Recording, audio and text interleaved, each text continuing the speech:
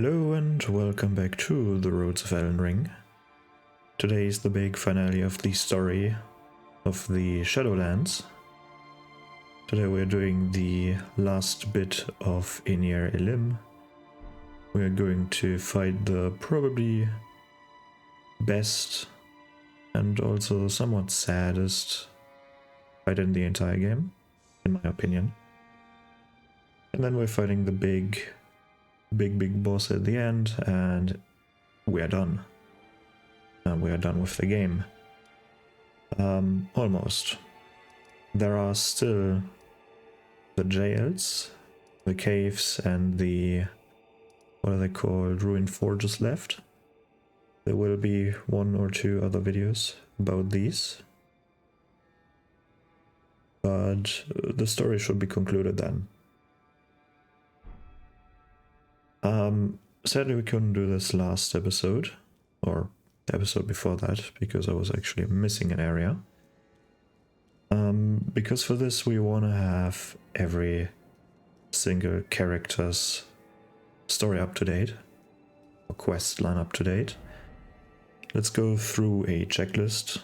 We have letter over there.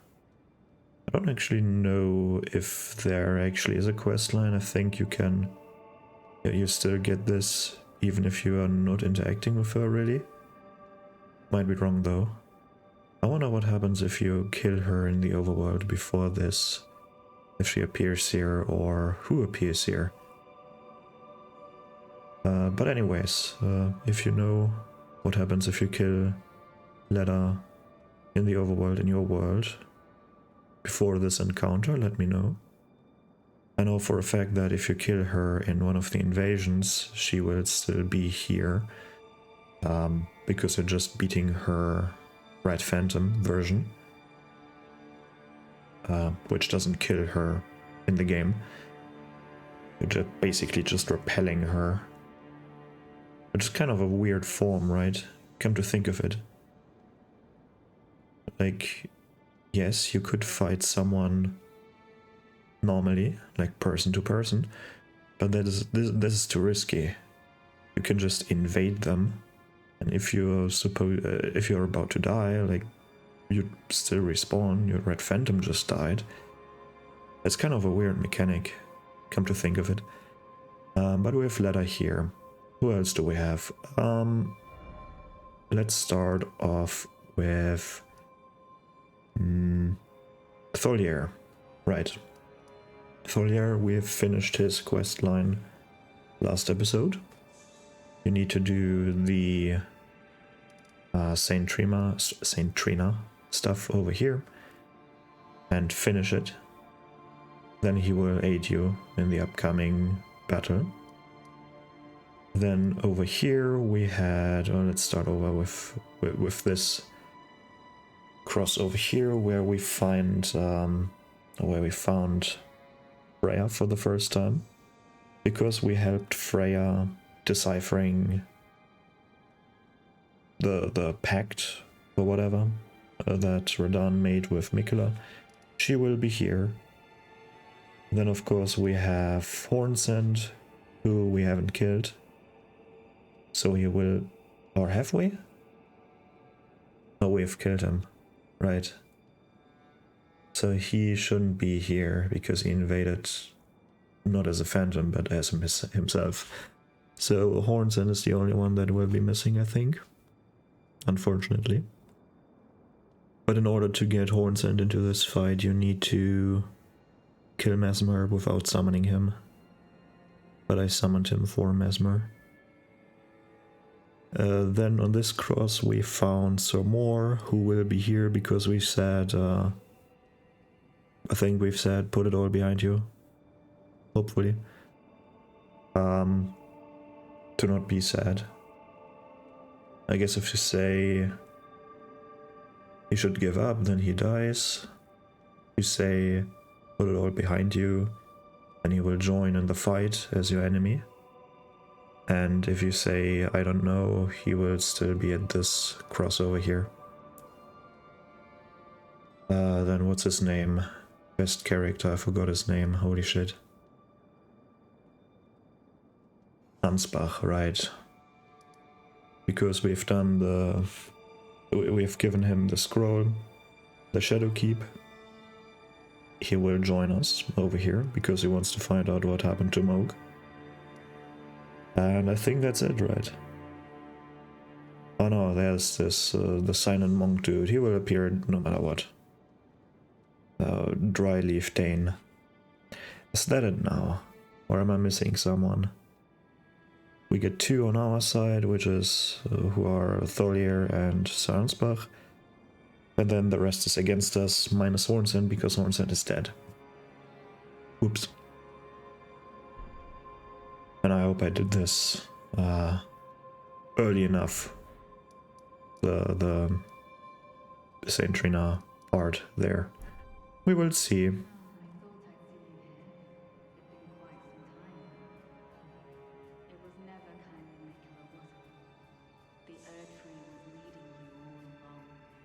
That you might ascend to lordship. Why come to these lands to begin with? I suppose it must be what His Eminence, or perhaps the Erdtree desired all along. The clashing of the favored lords, such that one would prevail. So be it. If you insist upon facing Mikula the Kind, then I will run you through whoever you might be. Don't tarry now.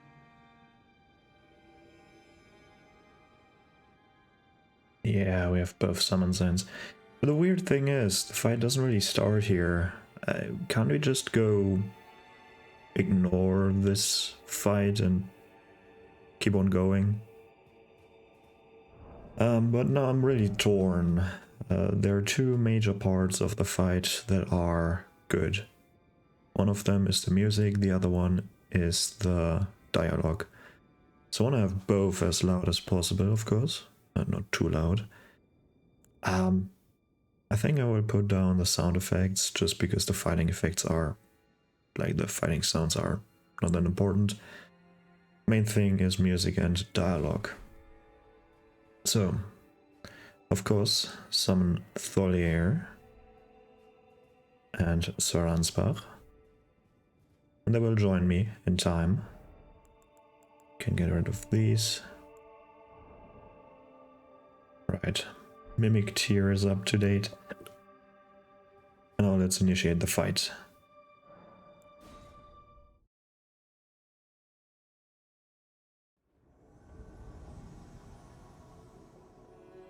Don't you dare approach Mikula the Kind. Needle Knight's Ledder, Dryleaf Dane, and our allies will never allow this. I am the Red Mane Freya. The time has come. I could not hope for a worthier foe. This is our moment. Let's make it something to remember. Alright. And as time goes on, more and more people will join the fight. Has nothing to do with HP being taken away, I think.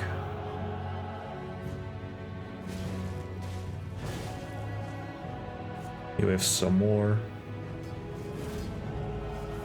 You and I fighting. Tragedy this is. Now the great thing about this fight is the NPCs have dialogues with themselves as well. So I want to wait until my help arrives. Of the pure blood knights, I stand with blade aloft, blood of fire, for the dignity of my lord and master Moog. Righteous tarnished, it appears that our interests have aligned. A balm upon my soul it is that we do not meet today as enemies. Now, my blade, watch closely. I never could have imagined it.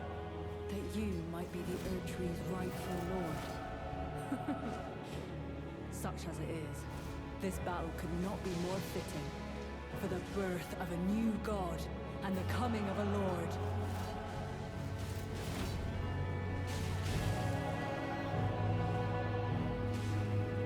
Mikula the Kind will help us forget.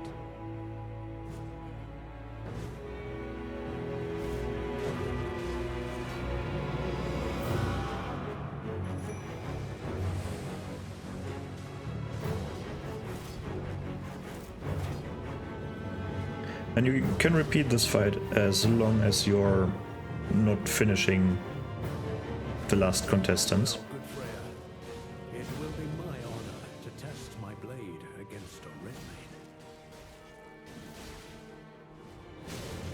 Thank you, Sir Ansvar. The mere sight of your blade sets my heart aflutter. All the more I yearn to crush it in my grasp.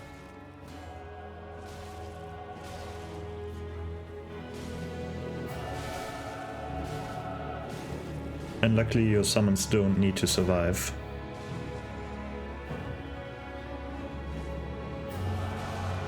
Samoa is probably the most annoying one, because he's throwing these disgusting pots at us.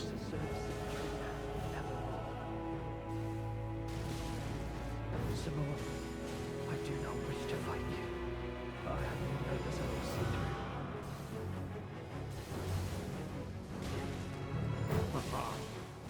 How readily the sensation returns. The runaway spirit of war.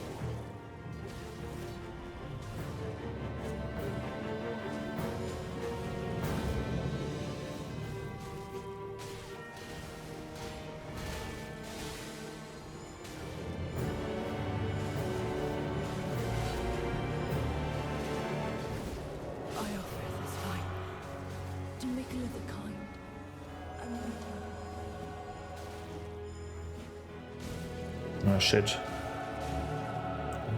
No some more dialogue. Unfortunate.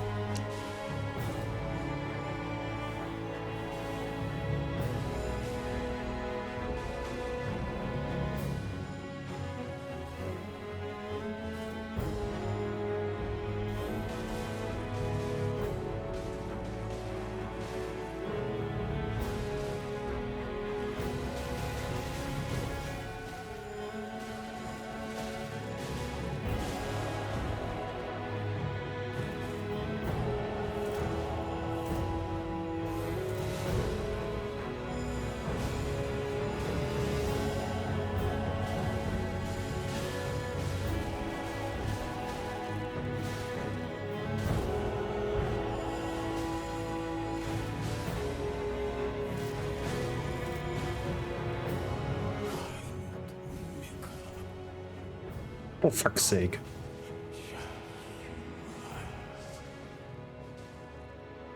Can they stop dying in pairs, please? Kindly, Nicola, make the world a gentler place.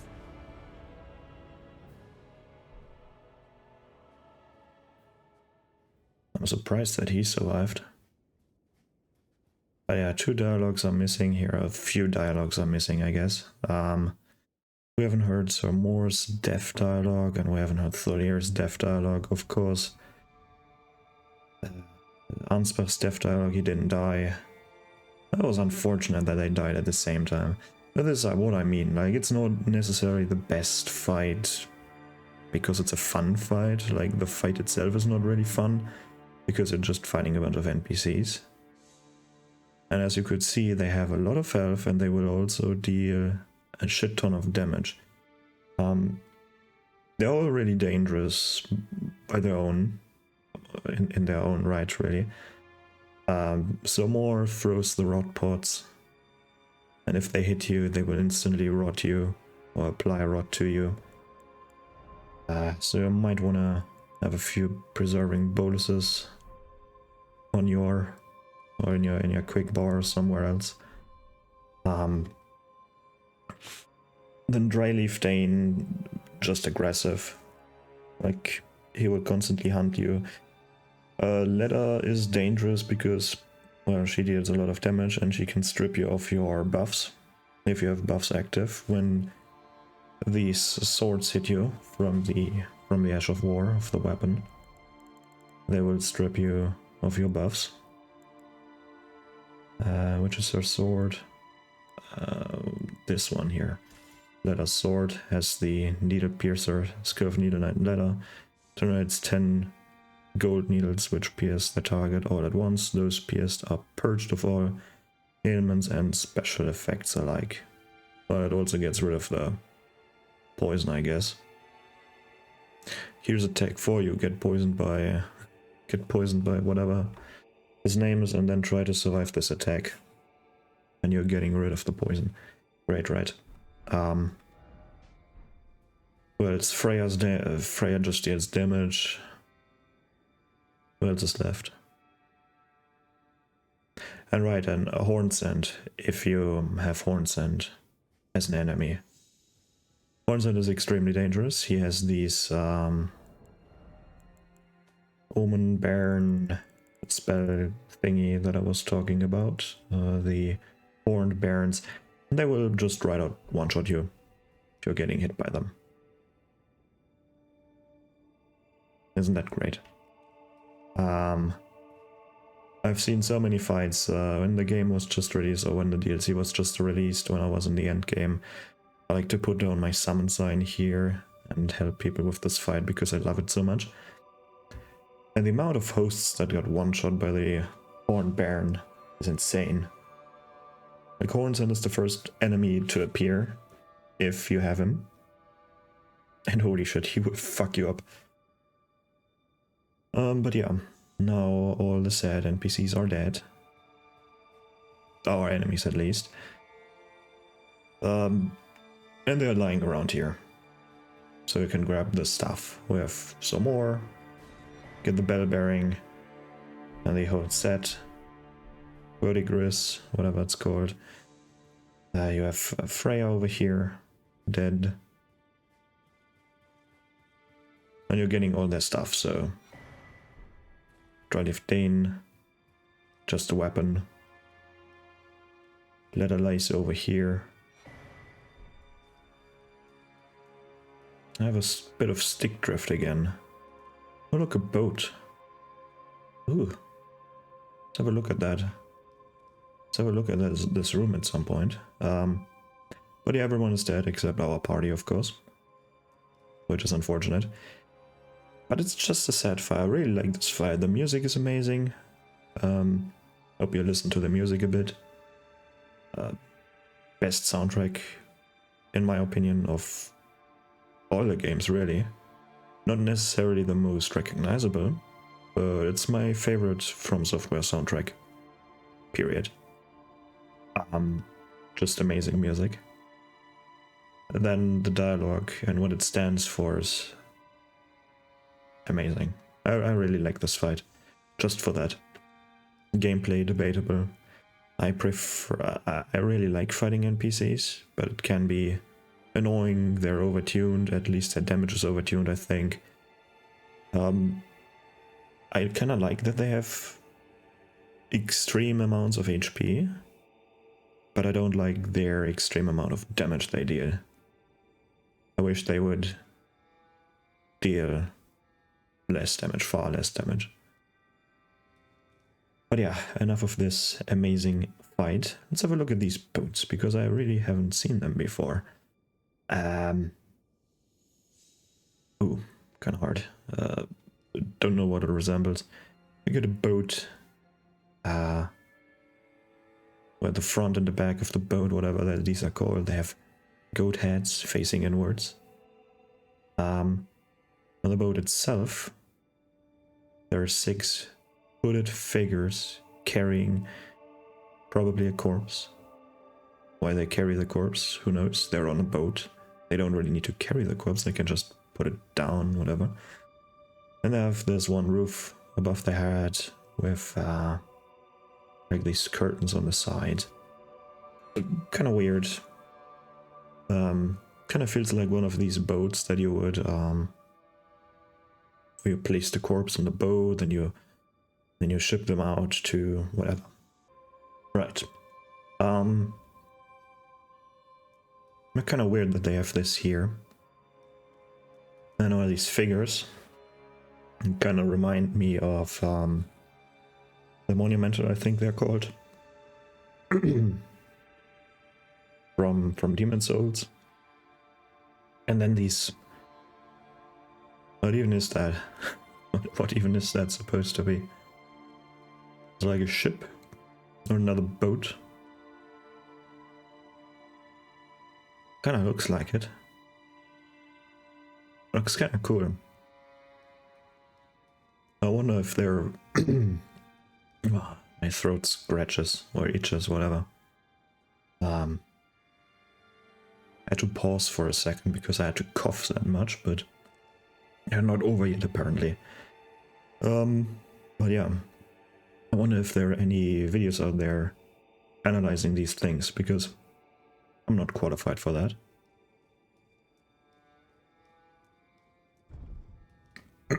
Let's continue. Not much more to do here, other than listening to some dialogues.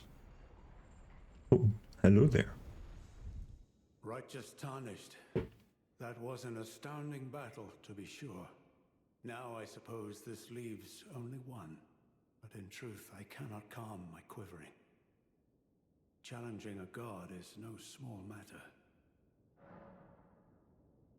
I'm afraid I underestimated the lad. Appearing frail in both body and mind, I presumed he'd be like to stumble upon the field of battle. What a fool I was.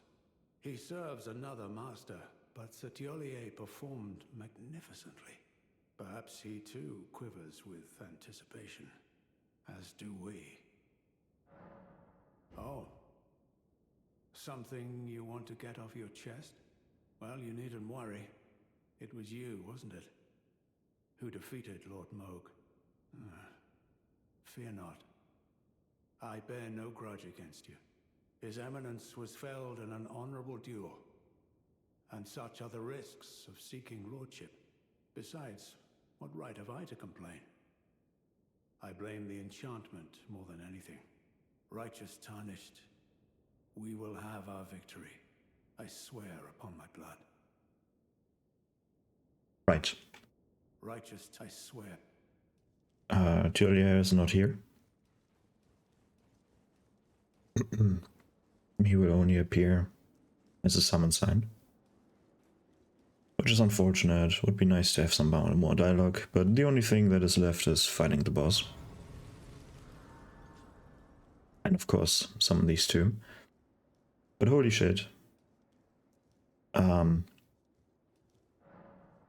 What's his name?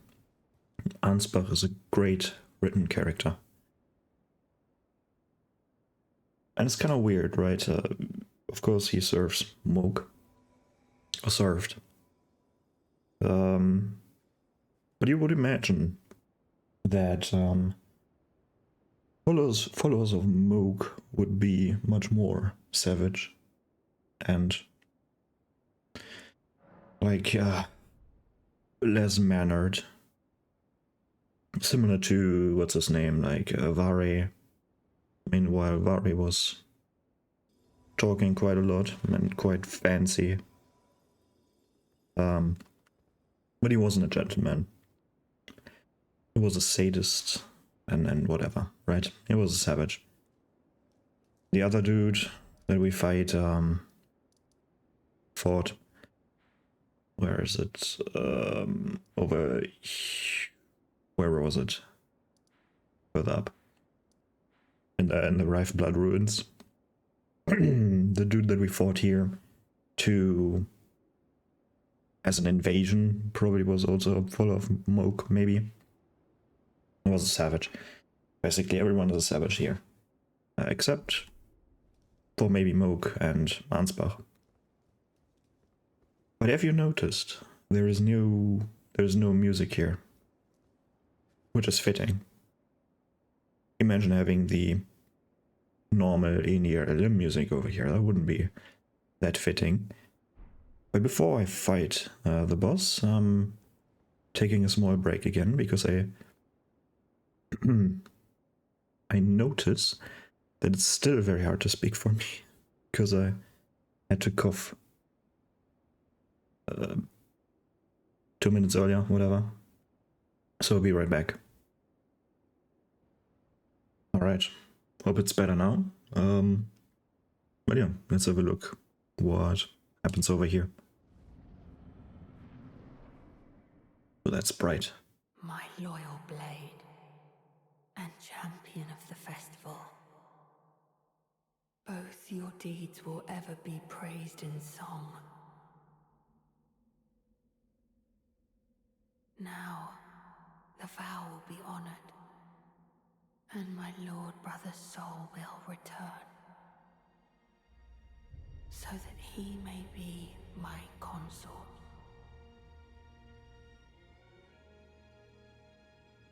Omen horns.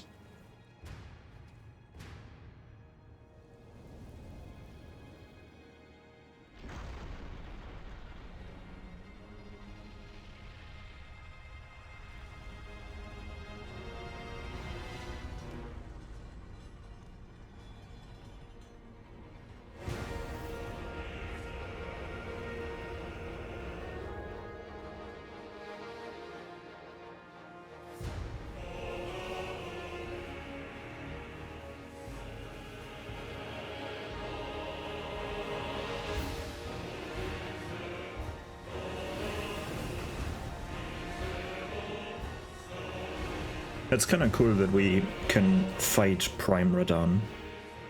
Pleasure to see you after all this time. But those remains do not belong to you. Lord Moog will have his dignity. Well, what happened here is Radahn got resurrected in Moog's body, but not fully. I mean, the only parts left of Moog here are, I guess, a few omen horns on his arms and legs, I think. And then some of the blood magic that he sometimes uses.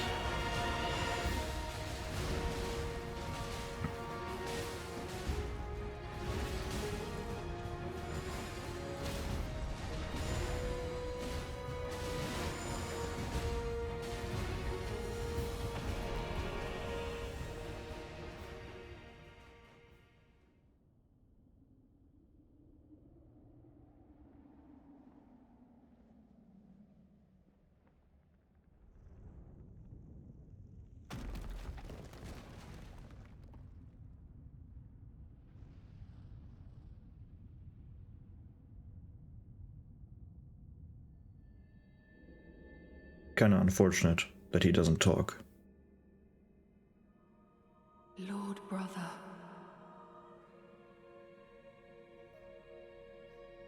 at long last you are returned.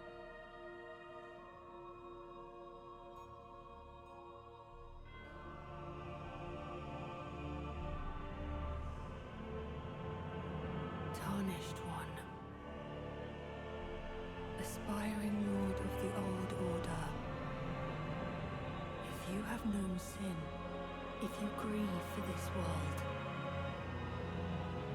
then yield the path forward to us.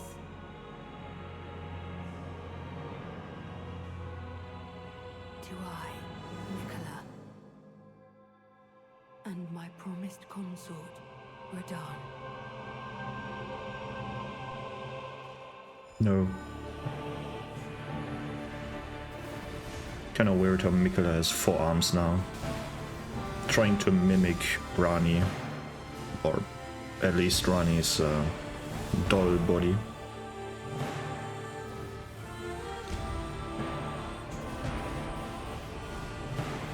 That kind of move reminds me of one of Medania's moves, with the multiple copies. This move not only nukes your character, but also your frame rate. Some Moog spells, of course. But there are certain things that I don't really like about this fight.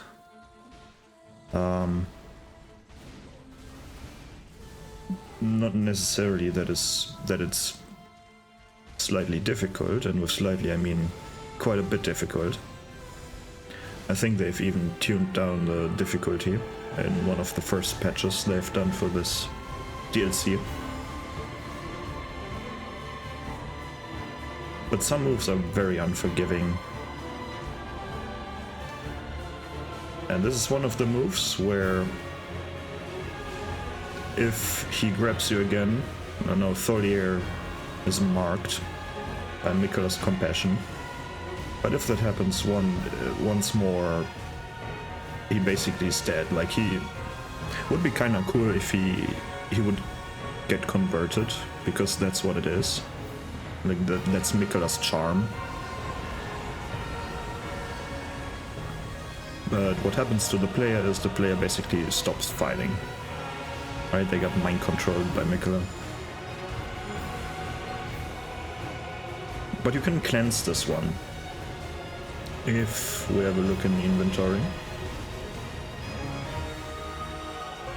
We should have an item somewhere. Or haven't I picked that one up? Oh, there it is. Mikkela's Great Rune. If you're using Mikkela's Great... Become our new lord. A lord not for gods, but for men.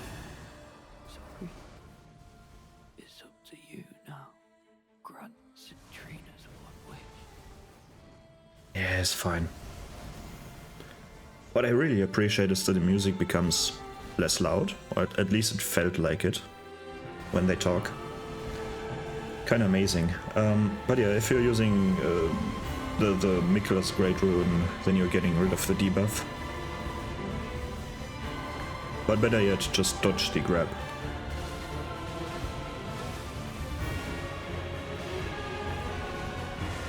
Of course, Meteor Attack, just stronger. Oh. I kind of feel that these laser beams are somewhat unnecessary with the attack. His meteor attack in the arenas is much cooler. Yeah, you can't even run out of that. That would have fit me.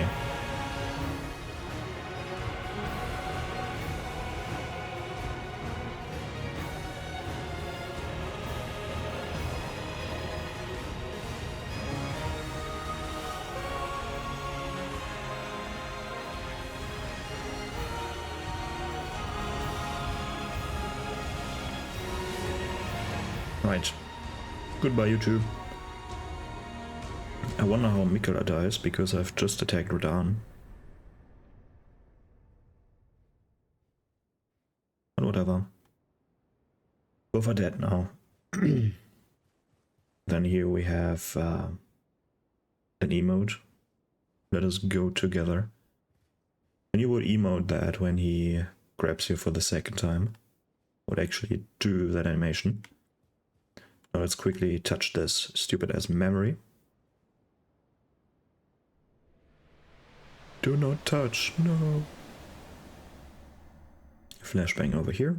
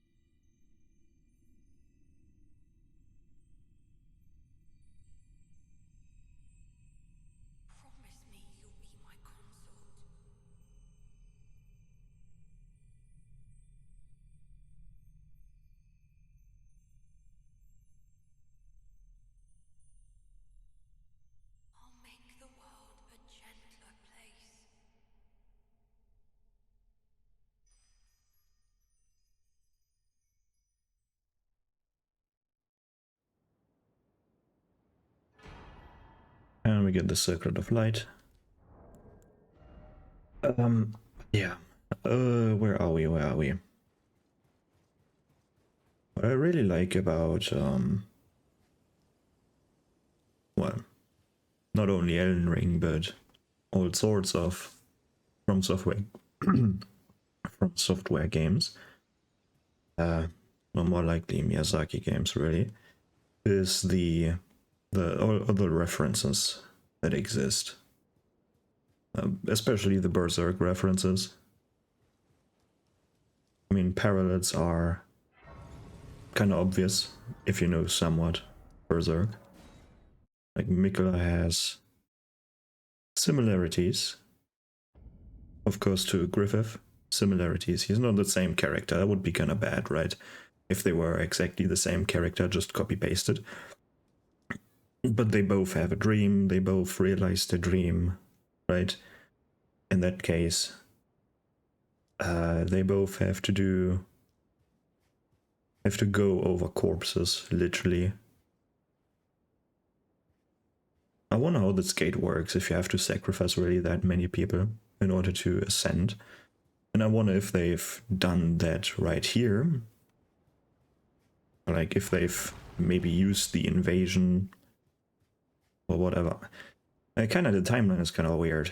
So I wonder if you have to pile up that many corpses or sacrifice that many people per ascension, or if you just need to do this once and then you have created this divine gate and then you can do this every single time, or how many users does this gate have, right?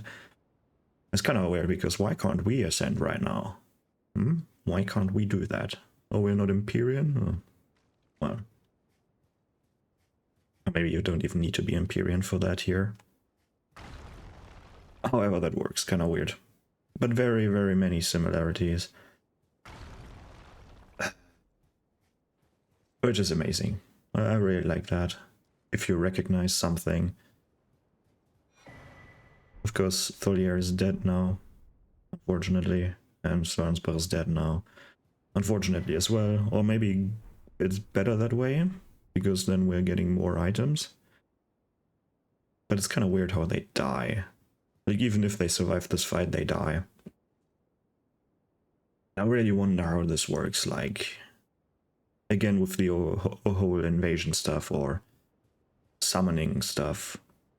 Like, have they challenged, like, do they have their own world, or they died in their world, but it's so weird. I really don't like to think about it, but I would prefer if there was a concept that is set in stone and that is somewhat easy to understand, but it feels so undefined. Or maybe I just don't know it yet. Who knows? What do you think happened to these two? Like, why they died? How did they die? Because, oh yeah, they died as phantoms, but that doesn't mean that you're dying in the overworld, right? In your world. Seen with Leda, she survived, even though I helped repel her. I helped Hornson to repel her. So why wasn't she dead earlier? Why are they dead now? It's like, did they attempted this fight without, like, in their own world and they failed there, or why didn't they summon themselves? Or it's so weird. And does it mean, like, if everyone has their own world, so to speak, and sometimes these worlds meet and you can talk to each other, does that mean, like, everyone is just in their own world, very lonely until the worlds of many people collide, or whatever? It's so weird. It's such a weird concept.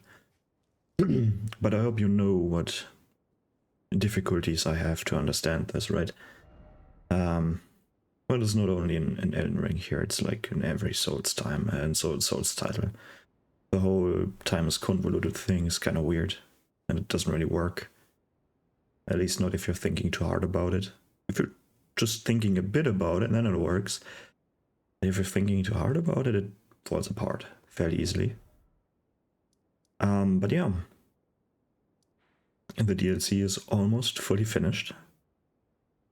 Only a few minor areas are left, especially the dungeons.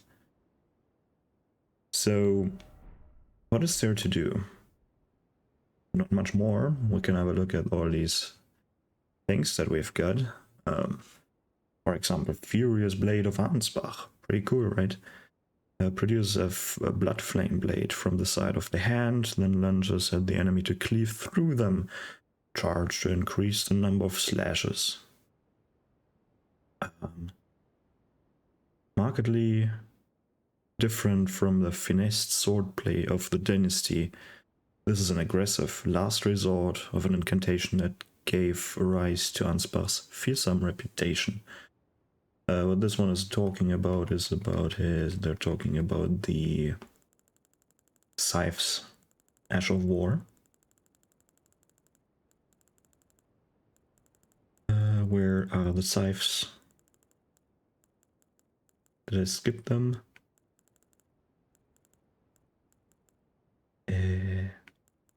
No, I didn't. Wouldn't it be here? It is here, right. Dynastic sickle play, talking about that one. A finessed, evasive skill that creates space to maneuver, inputs dedicate direction of the backstep, followed up with a strong attack to perform an advancing upward slash. Press strong attack again to bring the weapon back down. It's a pretty cool attack, very finesse based. Lots of dodging backwards. I don't really feel like reading through all of these. Maybe this one, Remembrance of Mikkel and whatnot. In their childhood, Mikkel saw in Radahn a lord, his strength and his kindness that stood in stark contrast with their afflicted serfs. And so Mikkel made his heartfelt wish that Radahn would one day be his king consort. Yeah, kind of weird, but whatever, right? So, what else is there to say than to evaluate this DLC, how I like this whole DLC?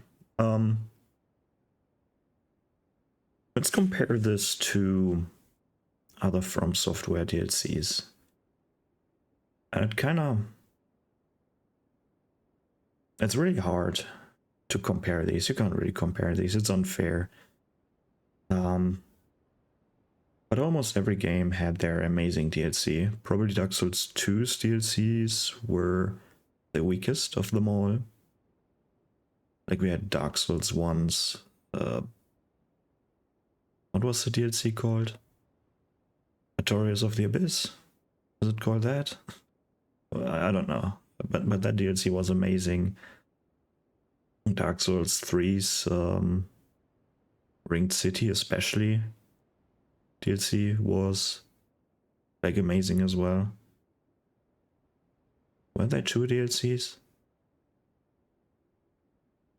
I can't remember, holy shit. It's been some time since I've played Dark Souls 3, but Ringed City was pretty epic with the whole Gale story. Oh yeah, right, Ashes of Ariandel was the other one. I think that part was a bit weaker, but it was like a two-set story, right? Both DLCs told the same story, just the second DLC was the continuation of the story with Gale. But Ringed City was amazing. Ashes of Ariandel was fun too, but I don't like snow, so I naturally like this one less. Of course, Old Hunters from Bloodborne was peak storytelling. I really like this old god kind of stuff. Lovecraftian. Yeah. And the visuals were amazing. Gameplay, but Bloodborne gameplay sadly is kind of scuffed because of the 30 FPS. That's the problem. The gameplay is amazing, but the 30 FPS drag it down so much. You can't really notice it. No, you can. You're getting used to it, but you can definitely notice the difference. But yeah, how good is this DLC? Pretty good. I would probably give it a 10 out of 10. I like there are some things that I don't like. And the overall overworld fatigue exists. I don't really like overworld. What Or did I just say overworld? Nah. Open world fatigue. If I said overworld, I don't know. It's nice that we finally had a From Software Dark Souls-like open world game. But let's not do it again.